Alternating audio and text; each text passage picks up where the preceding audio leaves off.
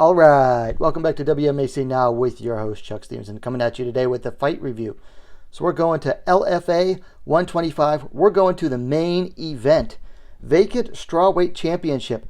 Jaqueline Amorim coming in 4-0 versus Loveth Young coming in at 3-1. So the vacant strawweight championship that I believe was last held by Lupita Godinez was on the line for this one. This was shaping up to be a classic striker versus grappler battle. So let's go ahead and get into it. So first thing I noticed was that this is a bit of a smaller cage. Not that I would say this cage was even smaller than the UFC cage at the Apex. So this is a pretty small cage. Anyway, going into the first round, Amorim circled Young into the cage. Now, Young was able to circle out the first two times, but the third time, Amorim shot for a takedown, went for the double leg, even managed to pick Young up. Young, however, blatantly grabbed the cage with both hands, and referee was right there to see it, so he stopped the action, took a point, and the fight restarted in the center, because he even explained to Amorim, I can't restart the fight where it was. So they had to restart in the center. Now, Young tripped Amorim and started dropping punches from above. Amorim, though, very good reaction, rolled for a leg lock, bringing Young down to the floor with her, because Young was standing above, dropping punches. Anyway, so Amorim rolled for the leg lock, brought Young down, and Amorim locked on the knee bar. Now, Young tried to roll with it and tried to fight it, but it was on there. I mean, that was a very nice, almost textbook knee bar. And Young was forced to submit. So your result is Jaqueline Amorim, the winner via submission due to knee bar, 1 minute, 26 seconds of the first round. And she is your new LFA strawweight champion. So this was a super fast fight. I mean, you don't get too many fights in the ladies divisions. Even an action-packed division like strawweight, not too many fights end in less than a minute and a half. Good fight overall, for what it was. I'll admit, I picked Young for this one. I thought, her takedown defense was a little bit better than what she showed, and I knew that she had the power to put Amorim away, but got this one wrong. Sometimes it happens.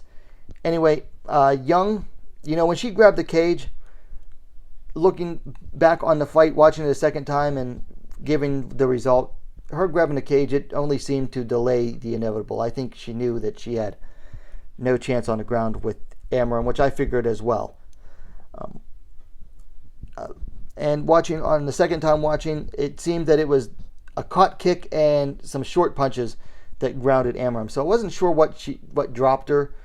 It didn't seem like a punch. So on the replay and watching it back, it was Amorim threw a kick that Young caught, and then threw some punches that basically caught her off balance and dropped Amorim.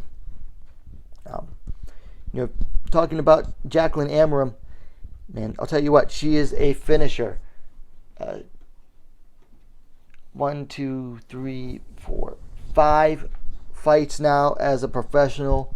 All 5 fights ending within the first round. So she is a finisher and looks to be a legit prospect. Now, before I actually, grade her a legit prospect, I've got to see how she does past the first round.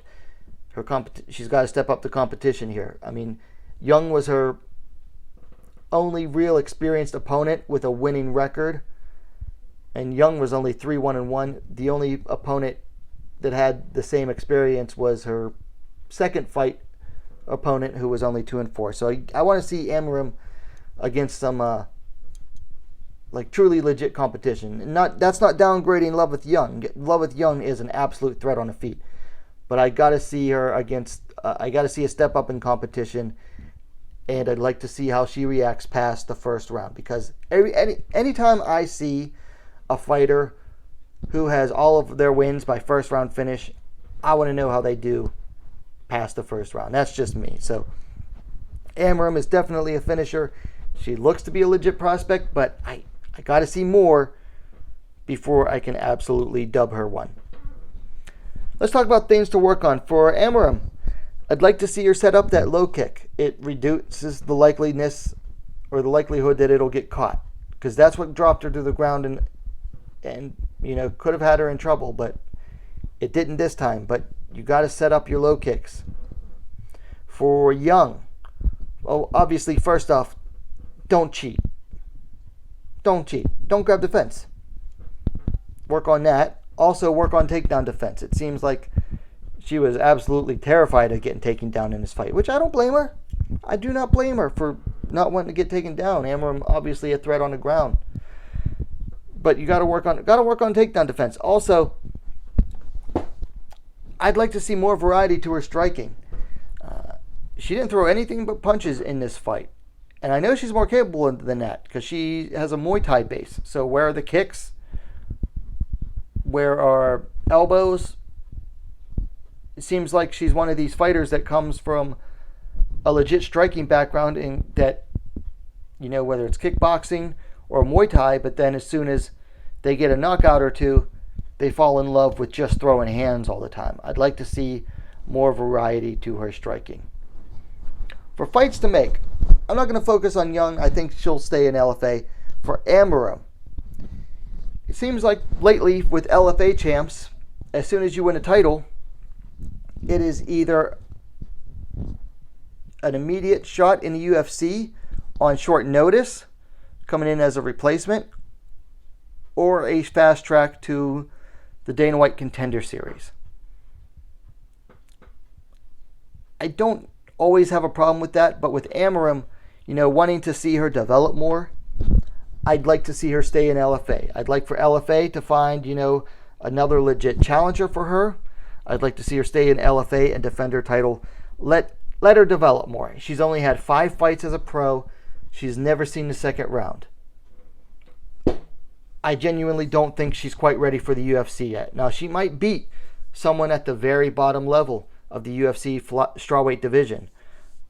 But as of right now, let's keep her in LFA. Let her develop for a few more fights before you call her up to the UFC. Anyway, those are my thoughts on this bout. LFA 125 main event vacant strawweight championship. Amorim defeats Young via knee bar in the first round. Let me know your thoughts on it in the comments down below. If you haven't seen the fight yet, go watch it. It is on UFC Fight Pass. Let me know your thoughts and then come back and let me know your thoughts in the comments. And meanwhile, if you liked the video, please give it a like, share it as well. And while you're at it, don't forget to subscribe to WMMA Scene Now, the best, most complete women's mixed martial arts dedicated platform on YouTube. Thanks for watching. We'll see you next time.